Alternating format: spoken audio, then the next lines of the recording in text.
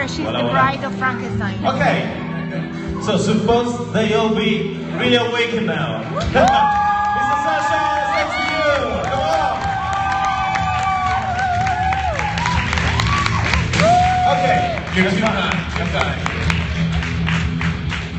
Metallica, no less. Wow. You think too much of me. How's everybody doing? Yeah, thanks for being here. Thank you. I've been having a really great time. You guys are great. This convention's so much fun. And I'm in Rome. What could be better? Yeah. I know. In Italy, exactly. As opposed to... So, who's got questions? Anybody? Yeah, me. Nope. Can I sing you a song?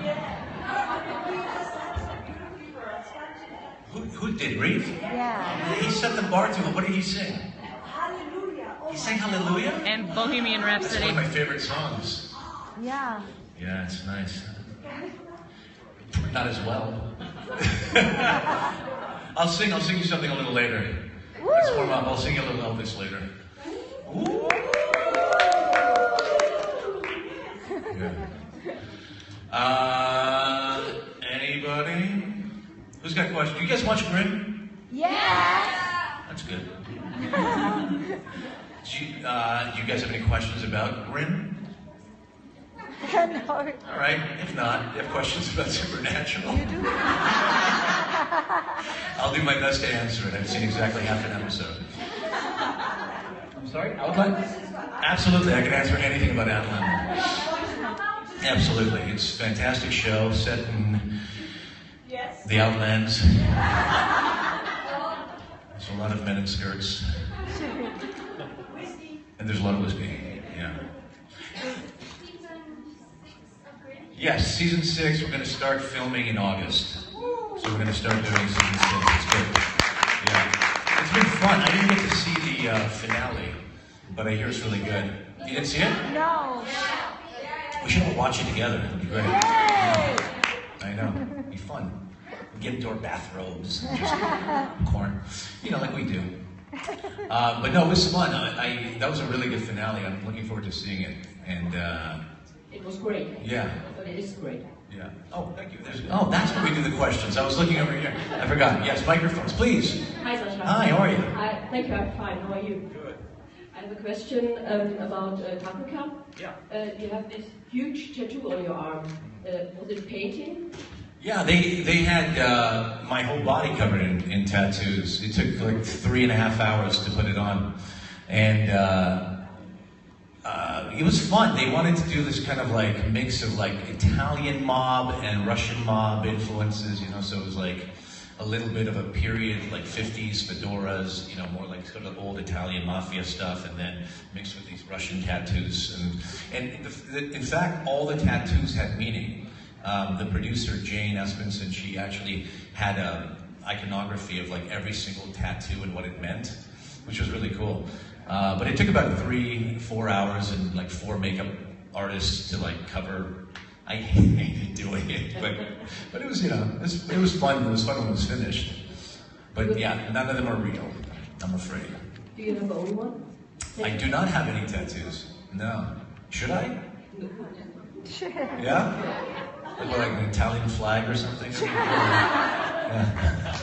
Picture of Misha. Who knows? If this picture goes well, if this trip goes well enough, I might just do that. Yeah. But thank you. Thank you. Yeah. Hi. So I was wondering, yesterday at the cocktail party, you told us that David was quite a prankster. Oh yeah. So I told you to... Yeah, David on our show is actually a child. And he likes to play a lot of pranks. We don't prank, we kind of just like, you know, we joke around a lot, but he actually does little pranks, like he'll put Vaseline on doorknobs, like in a scene, so you're trying to exit a scene, and you're like, you know. And like he did a whole bunch of like pranks on people, and then one time, I think a bunch of the crew, to get back at him, plastered his entire trailer, like every inch of his trailer, including the bathroom, including the windows, everything, in One Direction posters. Like, the entire thing, it took him days to get it all down. But so, you know, we try to get him back, but he likes to prank a lot. That's Good. Me, I'm just a professional all the time. I bet. Until I'm not. Yeah. Thank you. Hi. Hi. Hi. Okay. You just met Sam, Liv, Graham yesterday. Yeah. So now you have all the day to spend together and to get to know. If you have them on the set of Grimm, what role do you want them to play? Oh, interesting. They're great guys, by the way. We all met yesterday, and it feels like we've known each other for years. It's really nice. It's nice when that happens. Let's see. Reeve would be like, God, what would Reeve be? Oh yeah, he'd be like one of those, remember that goat creature that like seduces women? And he's like very musical and stuff? Yeah, right? Yeah, that's a good one. Sam would be like a lion, like one of those lion vested ones with like good hair, you know? And Graham would, I think Graham's got to be a blute button, like an angry Scottish blute button. Okay. Can I have a follow-up? If you can go to their show, Yes. which one would you want to go? Outlander, Penny Dreadful, or? You know, I haven't seen those shows, but I love the fact that Outlander has a lot of action and swords and things like that. And kilts, of course. Although I'm not sure I have the legs for a kilt. But I like the action of Outlander. Yeah. Thank you. Thank you. Hi. Hi. So have you been shocked when you saw the first time your Western face? Yeah. Yeah? Yeah, I was very shocked. I didn't think I was a Vesson at all. They didn't even know I was, actually. So the first year, I didn't play him like a creature at all because I didn't know that I was going to be. And then when we got picked up for a second season, they sent me the script and it shows that he morphs. And I was like, that's interesting. It's good to know, like, a year later that I'm a creature. But it kind of worked because it seemed like, Renard was keeping the whole thing very secret. And I think it was a really good shock for the audience and for the other characters. But I enjoyed it. It was really fun to find a way to like morph, like how he would do it, how he would look. And that first time he did it in the mirror, I really enjoyed kind of capturing it because I made it seem like in my mind, Renard hates that part of him. And so he would keep it suppressed. And then when it came out, it's kind of like a much more violent morph because he doesn't like to release that side. So that's kind of how I envision it. Thank you. Okay, so first of all, I have to tell you that I'm afraid that I've never watched Green before. Okay, Yeah, I okay. think Plenty of time. Yeah, exactly. I think Sure. I'm going to start now. So Okay. my question is, if you had to talk about Green to a person that never watched it, how Yeah. do you describe it? I mean, were you guys like Buffy and Angel fans? Yeah. It's the same producers and writers, so it has like a very similar feel, like the energy of the show. We're much more like horror. I think we're a little scarier as a show, a little bit more violent. And it's a bit of a soap opera too, a little bit. More and more. But it's fun. I mean, like some really fun characters, and it's dark, and I like the mythology. Like there's a good mythology in there. Yeah. Yeah. Thank you. You're welcome. Hi. Hello. How are you? Lovely. What's it like to have nice, clean clothes? Wonderful. I actually know you from your episode of Castle. Oh yeah. Did they write in the script just like Bob Saget, but not Bob Saget? Yeah, they wrote douchebag. Was it it was a little Bob Saget, Yeah, wasn't it? They said like you played a Yeah, handsome dad on TV. There was kind of, I think his name got bounced around a little bit, like, I'm Bob Saget. But it's true, because I forgot he was like a character who was on a kids or like a family TV sitcom, but he was just like a filthy kind of animal. Yeah. That was a lot of fun. Those guys are great too. I think they just canceled the show, right? It just ended? Yes. Yeah, but they had a nice run. They were really nice people. It was a lot of fun working with them. And it was really a lot of fun being that character. Yeah, He was disgusting. The impersonations and the interrogations. Yeah. That was fun. Well, I appreciate it. Thanks. The Western faces, are they only on computer or are mixed with mask?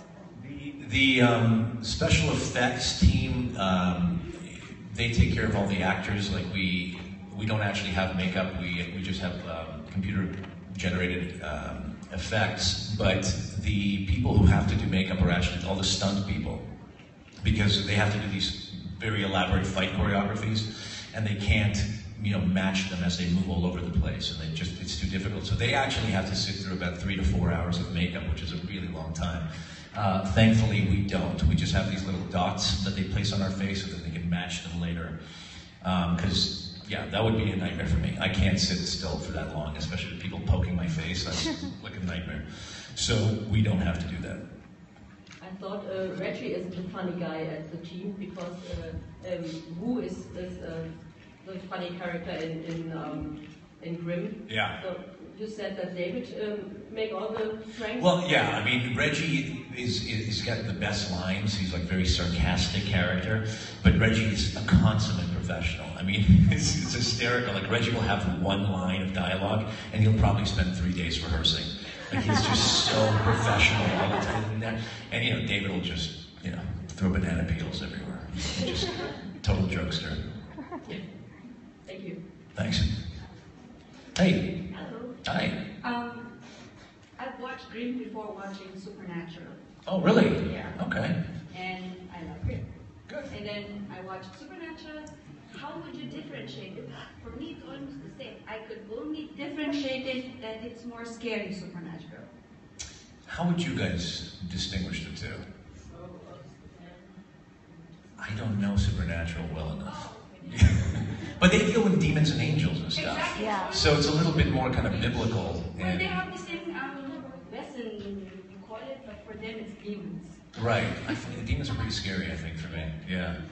I don't know. I think like maybe that's a little close to... I don't know the show that well, so I think maybe demons and angels and anything biblical is a little scarier for me, because it's like, stuff that, I don't know, is part of our own actual mythology here, in our real world.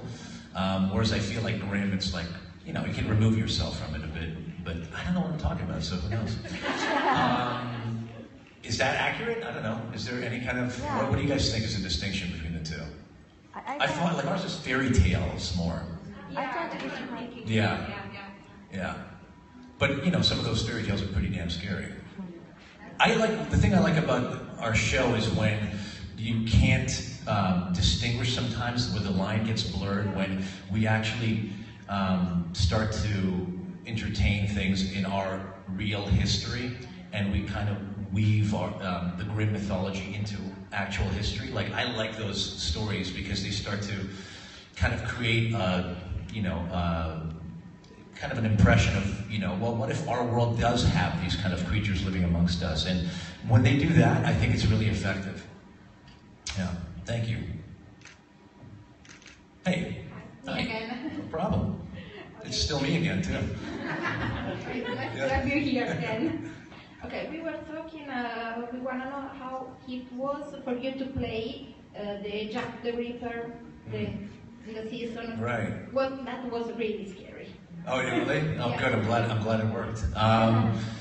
Yeah, there was a Jack the Ripper storyline. I don't know if you guys saw it, but it was interesting because it kind of like, this is how the show works, right? Because we do like many episodes in a season, and it's very difficult for the writers to know always where they're headed. They just know they kind of want to go in a direction. So for the whole season, they just had me like being tormented because my character was brought back from the dead, and so he was being tormented by this demon, and they weren't sure exactly where it was going. And eventually they came up with this Jack the Ripper storyline, which is kind of cool. This goes back to the last question, where you have this character that's so notorious in our own minds and our history, and then they said, oh, well, what if Jack the Ripper is actually this demon thing that comes in and out of different people throughout the years? So that was kind of fun, like to kind of have our own interpretation of the Jack the Ripper mythology. And we just wanted to, the hardest part for me was like, it's not just getting a dialect, but it was actually changing my voice a little bit so that all those phone calls, you wouldn't know it was me. So having to find a different pitch so that you would only realize it's Renard when you saw me, finally. That was good. It was really scary. It was kind of like, yeah, it was pretty dark. I mean, I was walking around like killing prostitutes with you know, what's it called? Like a blade, you know? It was pretty gross. You did a great job. Thank you. Great choice. Thank you. I appreciate it. Hello again. Hi. I don't know if you noticed on the show, but a lot of your creatures are basically just been German names of certain things. So I noticed. You know. So it's really, really funny to watch the show if you are German. Oh yeah, I think we butchered German completely. Yes, you did. Yes, we did. Yeah. We've been accused of this before. Yeah. It's kind of funny because obviously you're making up these weird names, and yeah. if you just, okay, this is just the English spoken version of some German creature. Well, you know, the whole premise of Grimm, of course, because it's the Grimm brothers, we're German brothers, and so we really kind of base the show in a kind of German, you know, centric way. Like a lot of the names, like you said, a lot of the creatures. I think there were storylines when we went to the Black Forest. But the thing is, you didn't cast Germans. We did not cast any Germans, no. Well, what we do is like we have a dialect coach on the show. Wait, there's more. There's one. And sometimes we'll have like, because we use a lot of different languages. My character speaks a lot of languages, and it's really fun to. I think it's fun for fans as well around the world to hear, because it's not typical in American television to hear a lot of different languages. So we have what's called, you know, we'll have like, for instance, if we have a German creature or a German storyline, we'll have a dialect coach send us an audio file, and there'll be the German, and then there'll be the English kind of version of the German, and then there'll be something that we call Grimmish. And it's honestly the thing we use, where it's like, okay, this is how we're going to say it on our show. Like, it's not going to be German or butchered in English, it'll just be Grimmish. And that's kind of how we approach a lot of things. You had some very good pretend Germans, like Sebastian Roche. He speaks German. He doesn't.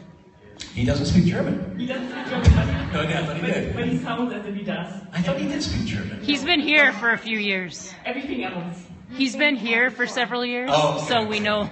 Oh, yeah. I mean, I know he speaks French. We spoke French together, but yeah. Okay. But a lot of other times, if it's an American or a Canadian. Yeah, I think I spoke German. I think I spoke German a couple of times on the show. Yours was pretty good. It wasn't bad. Yes. I didn't know what I was saying, but it was pretty good. Yeah. Yours sounded very real. But, thank you. A lot of times, if someone pretends to be German and speaks English and does this whatever your speech code tells them, it's like, what is he doing? I It know. does not sound like a German speaking English. Oh, and they don't dub it in Germany, right? They just keep it as it is. We dub everything. You dub everything? Yes, we dub everything. So then, but you're watching the American, right? Yes. Yeah. Obviously. I see. Oops. We're trying. Otherwise, it would make even less sense with the names. Yeah. Well, thank you. Appreciate it. Hi. Sorry for my voice. No problem. Is there a colleague on Grimm that you really have fun with while you're working together? Is there one of my colleagues who I'm really close friends with? We're all very close, which is also what happens when you film outside of Los Angeles. You become very dependent on each other.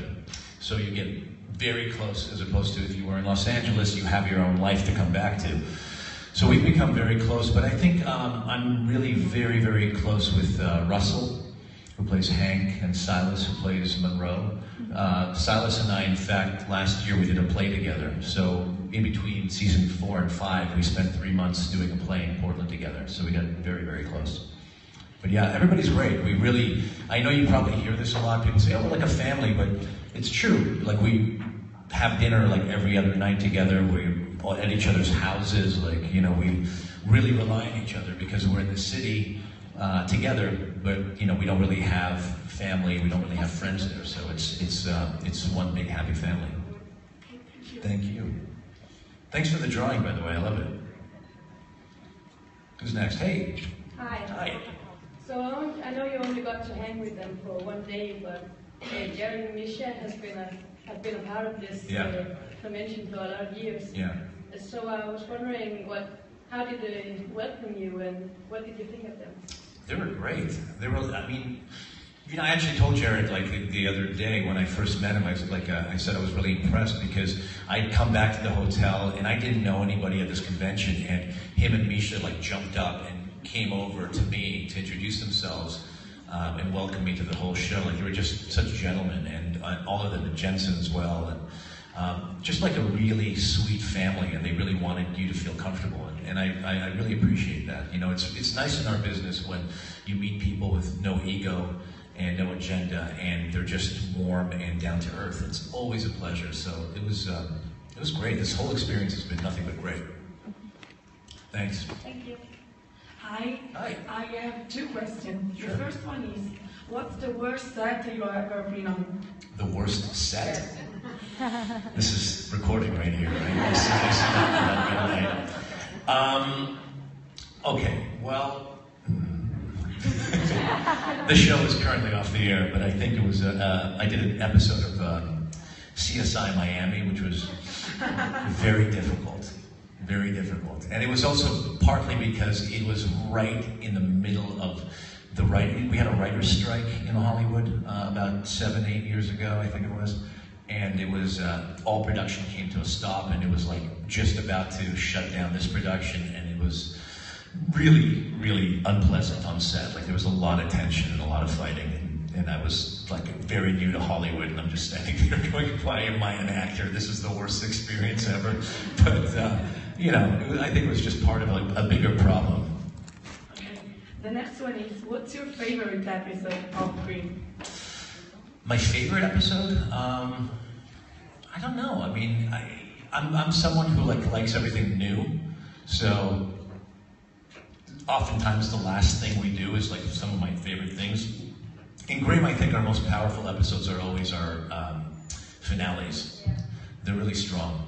And also like our mid-season, we kind of have a mid-season cliffhanger. Those are really good. So I always think like the middle and the end are really great, strong episodes. And I'm actually really excited to see this one. I think it's one of our best, to be honest with you. This 2-hour finale is fantastic, because I remember when I read it and when we filmed it, it was so action-packed. I don't think we ever had so much action on our show before. Have any of you seen it? Yeah. I haven't seen it. Would you? But would you say it's one of the best episodes?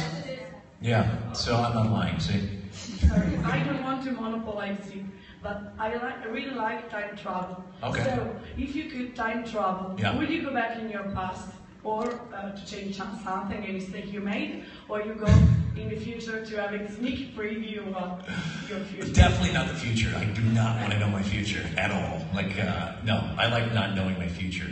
The past, it could be nice to go to the past. I wouldn't try to change anything. I don't want to have like a weird Back to the Future thing where all of a sudden I'm like dating my mother or something like that.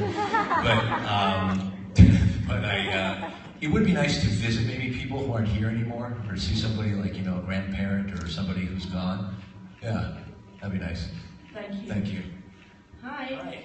I was wondering, is there any particular movie you would have loved being part of, not necessarily replacing the main character, just... Yeah, there's lots. Gosh, trying to think, but like, every time I see a movie that I love, I wish I could just, you know. Like? I don't know. I mean, there's countless movies. I mean, like Gladiator would have been pretty fun. You know, like, but I don't know. There's like, what's that? Again with the togas. I got a thing for togas. What can I tell you? They just look so comfy, don't they? They're really great. I don't know why we ever designed pants, honestly. But I don't know. There's a lot of movies, but I don't necessarily think of myself in them. But it would be interesting. I mean, honestly, like, there's so many actors I admire, and I would just love a chance to work with them or to see them. You know, Ian McKellen, I would love a chance to like work with him, and so many wonderful people. But yeah, I'm okay. You know, I don't really think about that too much. I just kind of, if the movie works, I just enjoy it for what it is. Yeah. Thank you. Hey. You touched on it briefly yesterday already, but a few episodes ago, Eve did this spell-ring thing where she turned into you. Yeah. And how did you prepare for playing Eve, being in your body, basically? You know, did you watch her specifically, or did you just... Yeah, I was watching some of the stuff that she was doing, and I was trying to like keep it in mind, and It was awkward. You know, it was really it was an awkward scene, which I think helped it a lot and made it very comical. But yeah, it was kind of funny to like try to think, okay, so it's Eve playing me playing. What the hell am I doing here? And so like I was just trying to envision how, you know, robotic she is in some ways, and how she would be completely out of her element in this situation. So I was just trying to keep that in mind. But it was great. They, you know, I thought it was very clever. I thought it was really clever writing, and it ended up having a really great comical element to it, which Renard doesn't often get to do. So that was fun for me. Thanks. The morphing was very creepy. Which one? From Eve to you. Oh, that was creepy. I know, because they kind of did the body first with her tiny little bird head on top of my giant body. It looked so weird for a second. I know. It was funny. You know what? When we were filming that scene, Bitsy and I were both pretty much naked, right? She had a couple of things covering her, and I had like one thing covering me.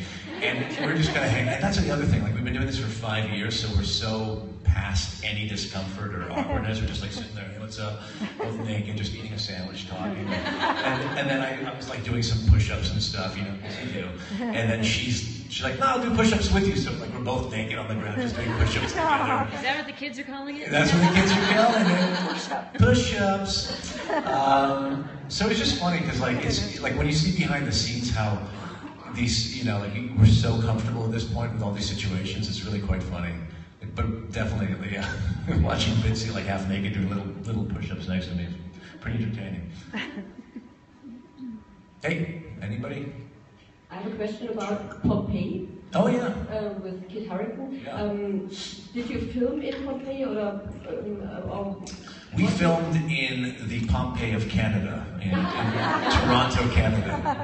When you were in Pompeii, you said before at the meet and greet you were going to Italy. I'm going to the actual Pompeii on this trip. Yeah, I'm going to pass through. But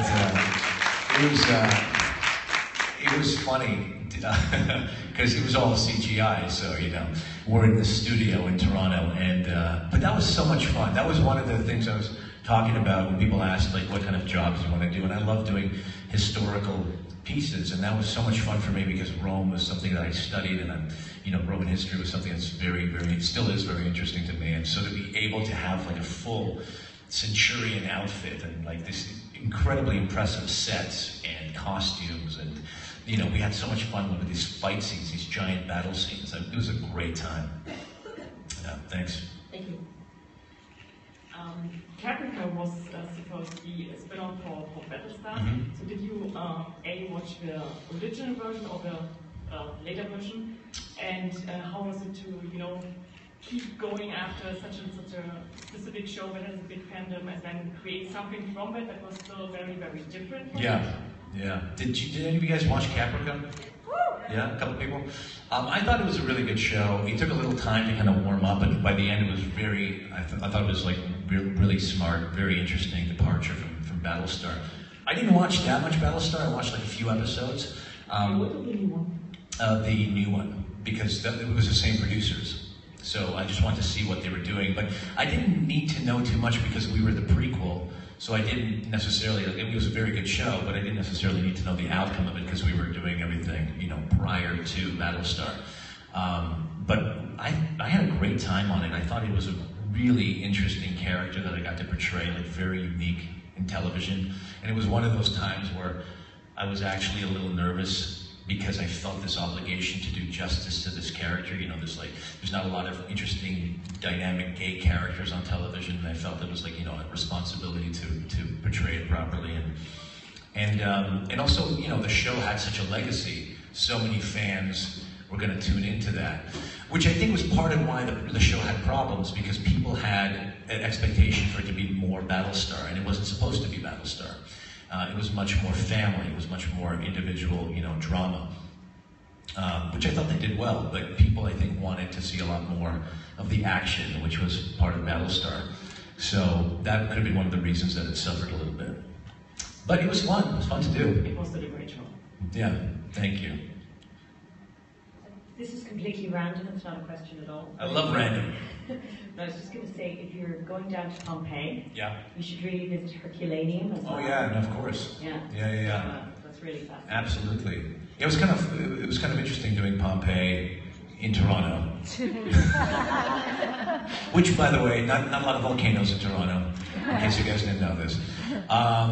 But yeah, it was a lot of fun. But I did a lot of research for it. You know, like we had a lot of research that was done, and they shot parts of the visuals in the actual Pompeii and Herculaneum.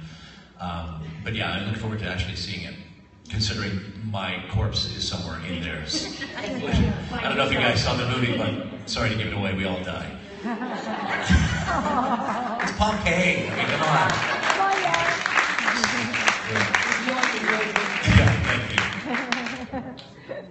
I just want to say to Caprica, Sam Adama was, for me, he was not gay. He was just a normal couple because the Caprica was the relationships.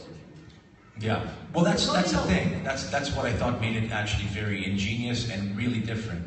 There was no sexual discrimination in the world of Caprica, so no one cared that he was gay. So it didn't affect the way I had to interpret him at all, because in a world where, you know, there is no sexual sort of discrimination, I don't think anyone would have any affectation because they're just like anybody else, right? Because they're accepted from the get-go. So it was very interesting. I thought it was, again, very clever how they spun that.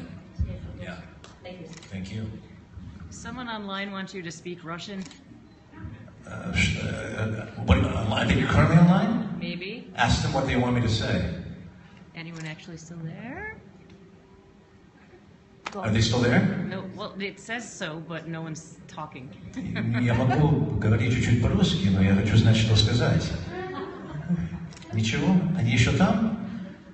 I'm sure they appreciate it. Okay. Someone said da. I understand it better than I speak it, but, you know. Someone replied with da. Да, хорошо. Спасибо вам. Anybody else? Hey! Hey! So, since we are in a supernatural TV show, do you believe in supernatural? Did something supernatural happen to you? I don't believe in anything supernatural, like in the way that we perceive it, like in, you know, ghosts and creatures and things like that. But I believe in energy. I believe like weird things can happen. Like you could think of somebody and then they walk into a room, or you know, things like that.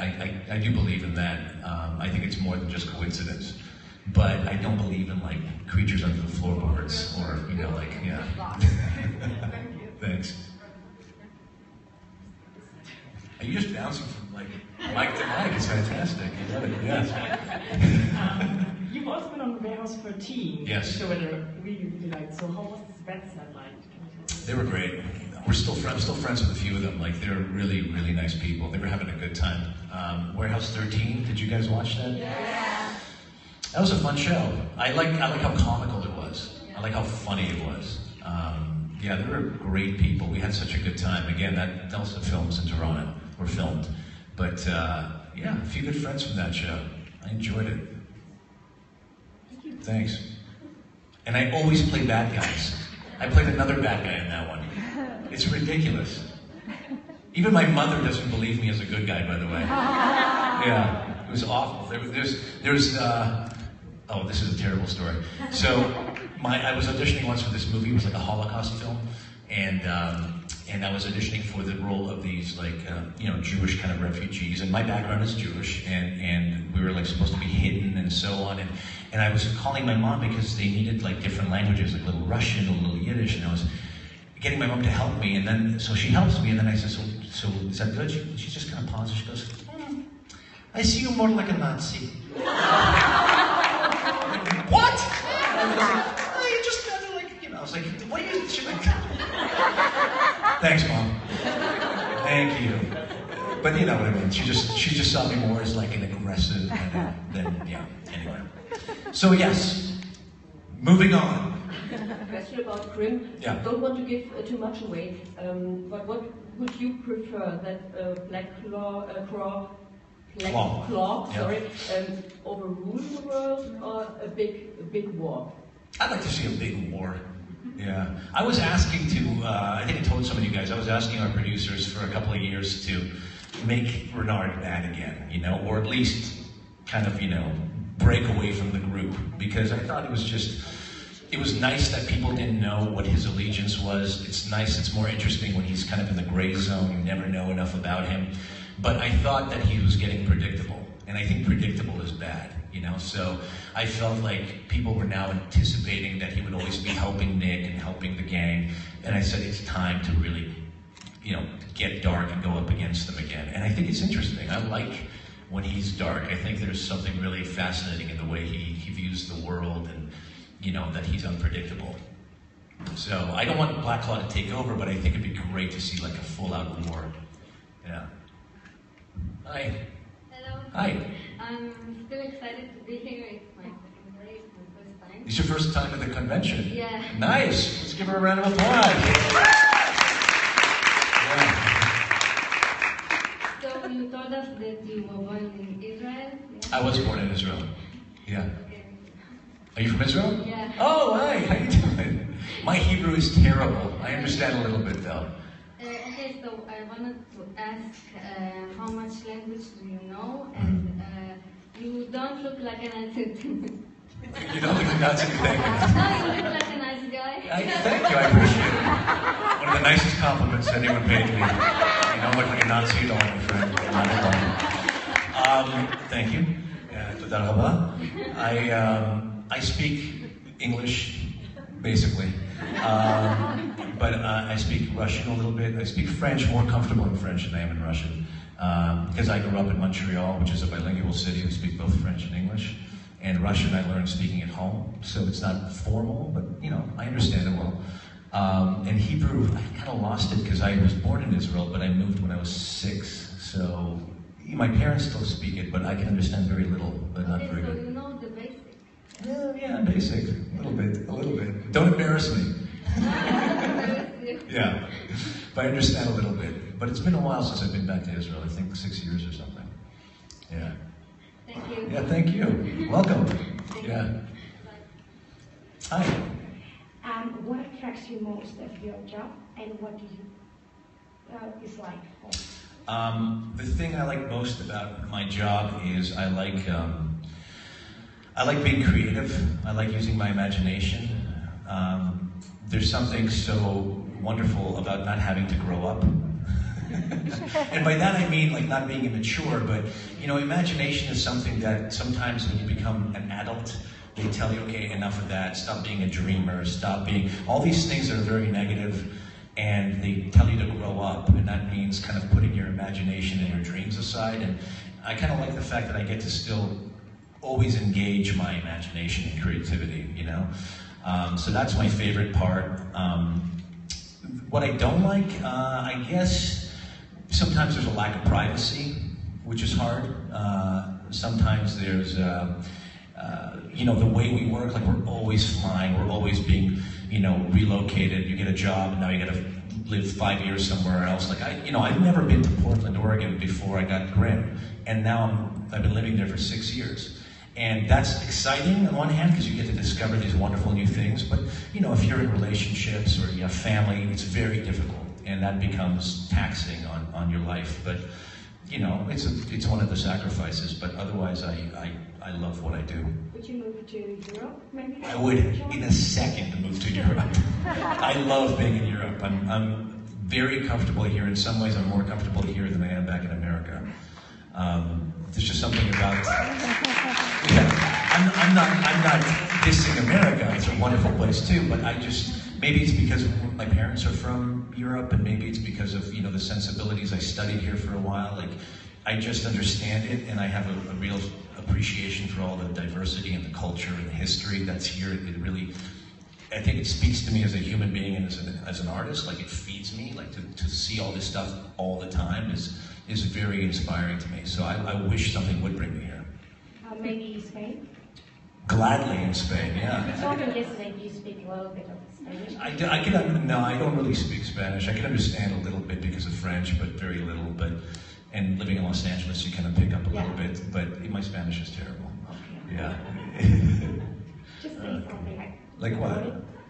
Something. Like buenos dias. Thank you. Gracias. Thank you. Oh, thank you guys. I appreciate it. Got it. Sasha Roiz. Ciao. See you in the afternoon.